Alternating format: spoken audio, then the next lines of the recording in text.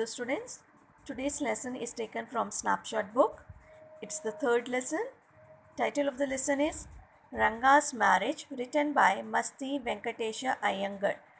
With the writer's name itself, we come to know that it's a South Indian writer, and then we are going to see something related to South in this story. Okay, now let me tell you something about the author. Author Masti Venkatesh Iyengar was a well-known writer in Kannada language. He was the fourth among Kannada writers to be honored with the Jnanpith Award, the highest literary honor conferred in India. Okay, now the characters in this story. Shyama is the narrator of the story. Ranga is an accountant's son, his village accountant's son. Ratna, a girl of 11 years, she is Rama Rao's niece. Shastri, a village astrologer. Okay. Now, introduction of the lesson. The story depicts the life in Indian villages, especially in the South Indian villages in this story, in the past when child marriage was a common practice. It's an interesting story of how a person manipulates, how he changes the mind of someone to get a young boy married to an 11-year-old girl in a village. Okay, now let's begin the point by point explanation of the lesson. Now, in the beginning, the narrator explains the title. What is the title? Ranga'S Marriage. He says he's not given a fancy title like Ranganathan's Vijaya, Jagannathana Vijaya, or Girija Kalyana. That means the marriage of all this. He, because the title is about Ranga, so he has given the title Ranga's Marriage. And who is this Ranga? His full name is Rangappa and he is son of village accountant. Okay. Next he describes the village Hoshali. Okay. He says this village Hoshali is in South India. It's located in South India, but no one knows about it as it is not mentioned in the map or atlas. He says the geographers they failed to mention or to uh, describe this place Hoshali in the map of India. Even the Britishers, the time along with the Indians when they were making the map, they were not knowing this place and they failed to mention this place. And then he says further that this village Hoshali is a village in Mysore state. Now he gives some specialities, he tells us some specialities about his village Hoshali. He says he's not exaggerating the specialities of his village, but if one must to know the real village Hoshali, they have to come and visit this place. He says mango trees are very much famous in their village Hoshali. And this mango trees, about this he says that these mangoes are special which could be made chutney out of it, and then they are very sour in taste. No, we know there are variety of mangoes and now it's a season of mango. We know there are mangoes which is used to make pickles or chutneys. There are mangoes which have been ripened and eaten. Okay.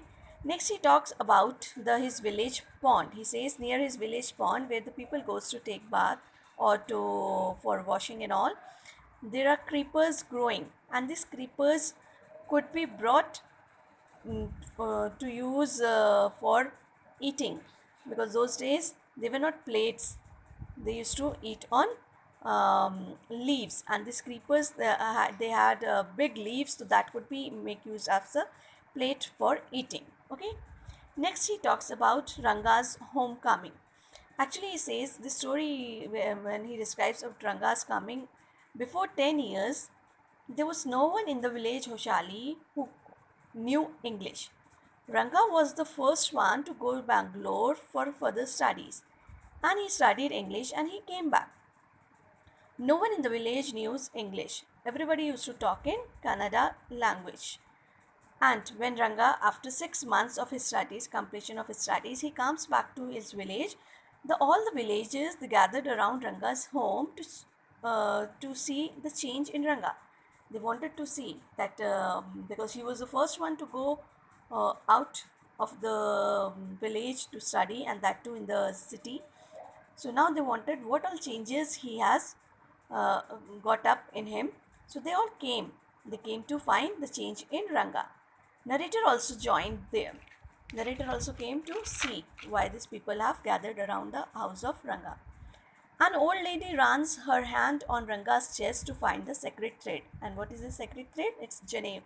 They wear the Genevra, and then she checks, and then she announces, she says that he has not changed his caste or his traditions and all. He's the same Ranga. Now, villagers found no change. He's the same. He greeted the people the same way, and his dressing style, hairstyle, everything was the same. So they all, after the complete checkup of Ranga, they goes away. They goes back to their house. But the narrator stayed there, and then he talked to Ranga. Ranga touched his feet to take his blessings, and then that too not in a shortcut like nowadays the people just bend till the knees, and I mean they don't bend completely and take the blessings. But Rangappa he touched his feet and then he took the blessings of the narrator.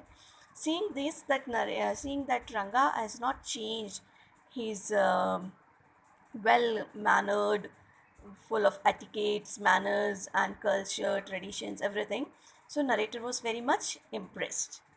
Next, the narrator talks about Ranga's visit to narrator's home. Next day, Rangappa goes and meets narrator, and when he goes, he carried some oranges with him. After that, narrator, after talking some thing of here and there, the narrator asked Ranga's plan for marriage.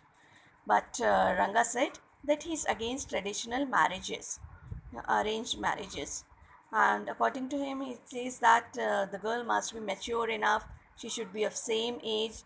And then he shares two incidents about the marriage which he had observed in city while he was away from village for his studies. He says he has seen the play in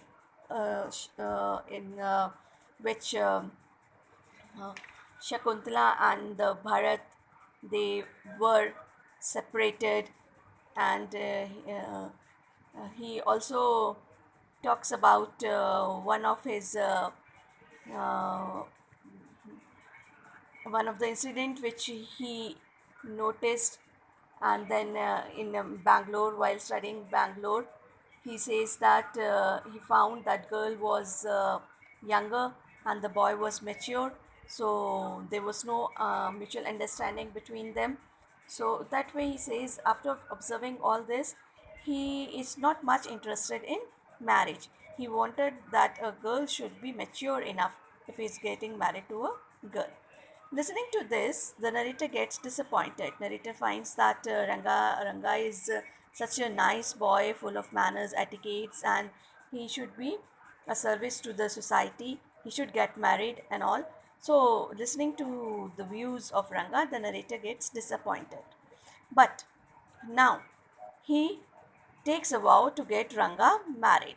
He has his plans, and then he wanted that he promised himself that he will arrange Ranga to get married somehow. Then narrator knew Ramarao's niece Ratna, who is 11 years old. Her parent had died, so she has come and stayed with Ramarao. She plays veena and harmonium. She was from a big city. So she sings well. So he finds a perfect match for Ranga. Now he thinks that this girl Ratna could be a perfect match for Ranga. So now he makes a plans a meeting for them. So Ranga and Ratna's meeting. Now one day, narrator asked Ratna to fetch the buttermilk. He went to Ramarao's house, and then he asked the wife of Ramarao to send Rachna to fetch the buttermilk. So that day was a Friday, and it was a prayer day for them. So Ratna was wearing a very pretty, beautiful sari. She was looking very pretty, very beautiful. And then when she enters the house of Shyama, that is the narrator, narrator made him to sit in the room and asked her to sing a song. She was very much familiar to narrator, so she did not feel shy. So she started singing a song. Meanwhile, he called Ranga too. He had sent someone to call Ranga. When Ranga enters, He was fascinated looking at the girl. He was hypnotized. He was standing and staring at Ratna and listening to her beautiful song. Sweet, melodious voice of hers attracted him towards her. Then the narrator asks Ranga to enter the house and to sit. When he enters, Ratna ran inside with shy. She was feeling shy because he was a stranger for her. Now Ranga enters the room and then he inquires the narrator about the girl. He liked the girl, he liked her song, so he asked the narrator about the girl. Now narrator told that she is Rama Rao's niece, her name is Ratna, but she is already married. Listening to this sentence that she is married, Ranga felt very sad. Now he felt sad, immediately his face went down and all. Seeing to this, the narrator was enjoying. He was enjoying the full incident because he knew that somewhere Ranga had started liking the girl. Now, meeting with Shastri. Next, the narrator plans out that if he takes Ranga to Shastri, so for that before that he narrated all the incident to Shastri and he tutored him that what all he has to say in front of Ranga when he brings him to meet. Okay, so next day the narrator plans that he would take Ranga to the village Shastri. Narrator already tutored Shastri uh, about all the incident what he has to say. So when narrator meets, he suggests Ranga that your condition seems to be good. It looks like there is some problem within your stars and all that. So we can go and meet Shastri. So narrator and Ranga both meets Shastri. They both goes and meet Shastri, and Shastri was already ready there with his charts and all. So after doing some calculation on his chart, he declares that Ranga's condition is because of a girl. It's due to a girl. And then the narrator immediately asked the Shastri, tell me the name of the girl. And the Shastri told the name was that of something found in the ocean like pearl, ratna and all. As soon as Shastri says ratna, narrator immediately said that Ratna was name of Ramarao's niece, but she was married last year only. Now again, listening to this, that his condition is because of a girl named Ratna. And when narrator says that Ratna is already married, Ranga again was disappointed. His face again went down. He was sad. So now after listening to all this, both of them comes out, and when they comes out they walked on the same way where the Ramarao's house was. They were passing by the same road. So next and the last point is surprise. After meeting Shastri, both passed by Ramarao's house. So here when they were passing by, narrator told Ranga to wait outside, and then narrator went inside alone and comes out happily. Here, narrator told Ranga that someone gave wrong news, wrong information about Ratna. She's not married at all. She still is single. Listening to this, Ranga was very happy, and he even told narrator that his present condition was because of Ratna. And he also believed that whatever Shastri has predicted, that all is true. Naranga and Ratna got married. And now the narrator says, after few years, narrator tells that Ranga and Ratna named their firstborn after the narrator Shyama, as an English custom of naming the child after someone you admire. So it was the birthday of their son, and now at the end, Ranga and Ratna, they have invited Shyama to their house, and they also have named their first child Shyama, child's name as Shyama. And when the narrator asked why did they name such a beautiful, such a fair boy with such a name Shyama, because Shyam actually was very uh, uh, you can say, as the name says, dark in complexion. So the Ranga says it's just because we like you, we admire. So with this, the story ends. Finally, Ranga and Ratna are happily married, and narrator also succeeded in his plans to get them married. So with this, the story ends. Hope you understood it well. Thank you. God bless you.